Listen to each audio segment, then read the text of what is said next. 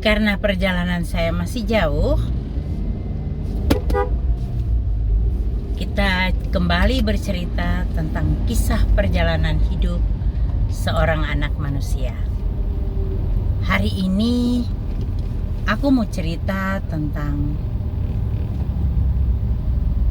kesopanan. Jadi gini, kalau kita perhatikan ya, sekarang itu kayaknya manusia tuh hidup, terutama orang Indonesia deh, tidak bisa lepas dari gadgetnya, dari handphonenya. Handphone itu menjadi sesuatu yang kayaknya sangat-sangat penting dalam kehidupan seseorang kayaknya. Menurut saya sih sebenarnya tidak demikian ya harusnya. Bahkan gini loh, kadang kalau kita lihat di tempat makan, di rumah makan gitu ya, ada satu keluarga yang datang gitu, bapaknya pegang handphone setelah pesan makanan, bapaknya pegang handphone, ibunya juga pegang handphone sendiri, anak-anaknya juga pegang handphone sendiri.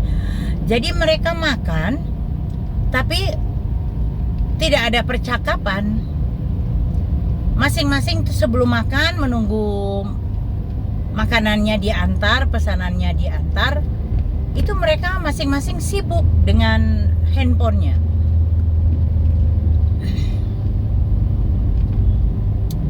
Tidak ada koneksi antara satu dengan lainnya di dalam anggota keluarga. Kadang-kadang kita juga kalau bertamu ke rumahnya orang gitu ya, saya sering juga menemukan orang, bahkan orang di dusun loh, itu ada tamu di depannya dia enggak peduli, dia sibuk, padahal tamunya datang di rumah dia sibuk dengan handphonenya, dia tidak peduli dengan tamu yang datang. Itu nggak sopan namanya itu.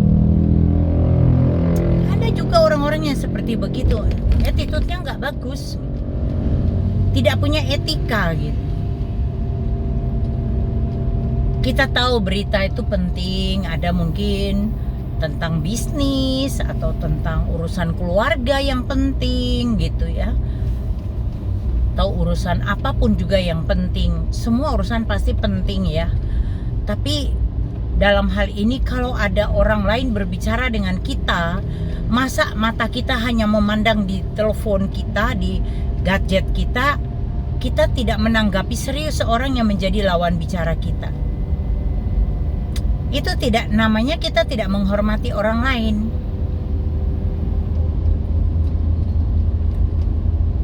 Diajak ngomong tapi jawabnya lamban, otaknya mesti kudu mikir karena terbagi dengan fokus ke HP-nya dia. Ada juga loh orang-orang yang seperti begitu, yang tidak menghargai orang lain. Nah, saya mau bilang kalau gadget itu setan. Benar-benar setan, iblis. Gadget itu bisa mendekatkan kita pada Tuhan, tapi juga bisa menjauhkan kita dari Tuhan. Mungkin ada orang yang tidak mau membaca Alkitab lewat buku, tapi mau lewat gadget. Ada orang yang mungkin menggunakan handphonenya buat menyembah, memuji Tuhan.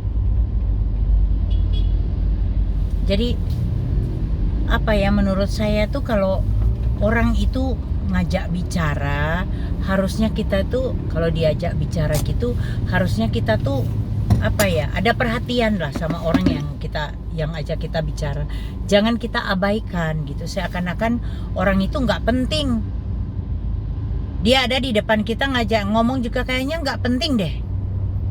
Kamu nggak penting. Itu sebenarnya satu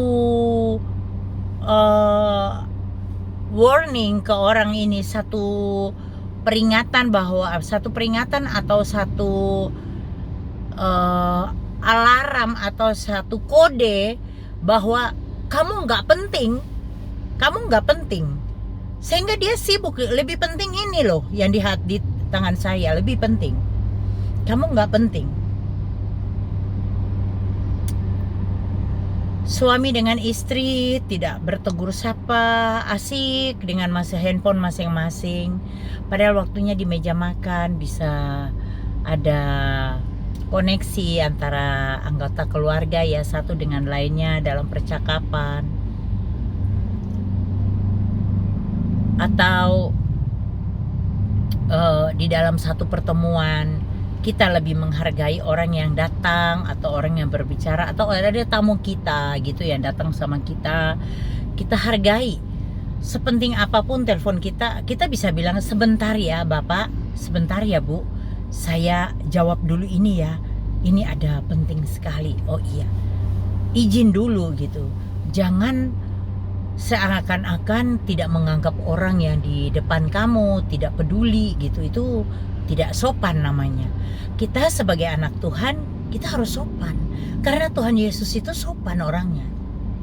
Dia mengajarkan kita tentang kesopanan, peduli sama orang lain, peduli dengan lingkungan yang ada.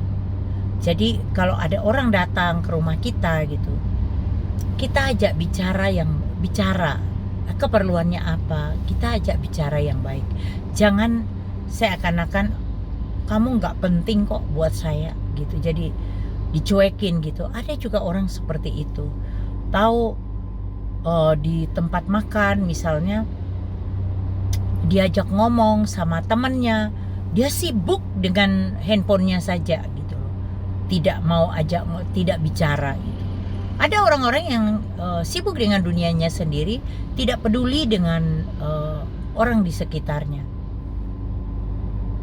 asik dengan dunianya sendiri. Saya pernah beberapa waktu lalu pernah lihat video ya,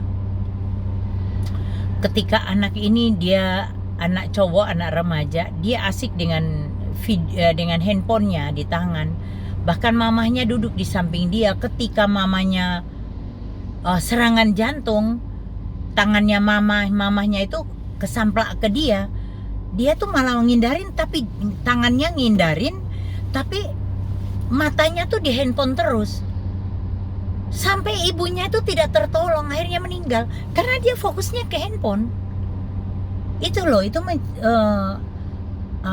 menceritakan bagaimana ketidakpedulian kita pada lingkungan yang ada di sekitar kita. Mungkin orang-orang yang terkasih kita, atau tamu yang datang ke rumah kita, orang yang perlu bantuan kita cuek karena kita asik dengan dunia kita sendiri di handphone. Nah, kita sebagai anak Tuhan, kita harus menjadi terang dan garam di dalam lingkungan hidup kita, di dalam keluarga, di dalam lingkungan hidup kita, di tempat kerja kita. Kita harus jadi terang dan garam. Kalau garam itu sudah tawar, mau diapain coba? Tuhan bilang paling dibuang di jalan, diinjak-injak orang. Kalau terang itu meredup dan terus mati, ya jadinya gelap, tidak ada terang lagi. Kita tuh harus jadi terang dan garam di dunia ini. Garam yang memberi rasa pada keluarga kita, pada teman-teman kita, sahabat kita, pada lingkungan kehidupan kita, lingkungan kerja kita. Kita harus jadi garam. Jangan kita bilang kita ini hamba Tuhan, tapi kita tidak punya attitude yang baik. Ada tamu datang, kita cuekin. Hamba Tuhan kah yang seperti itu? Seorang bapak kah yang seperti itu? Atau seorang ibu kah yang seperti itu? Anak Tuhan kah yang seperti itu? Mari kita peduli sama orang lain, kita peduli pada lingkungan kita peduli pada keluarga kita peduli pada orang yang datang pada kita. Kita menunjukkan attitude kita yang positif, yang baik. Kita harus jadi berkat buat orang lain. Walaupun mungkin itu tetangga kita datang, mungkin butuh mau pinjam duit misalnya. Boleh nggak saya pinjam 20.000? Tapi dia ngomong di depan pintu, ini yang punya rumah asik dengan handphone. Padahal mereka butuh banget bantuan.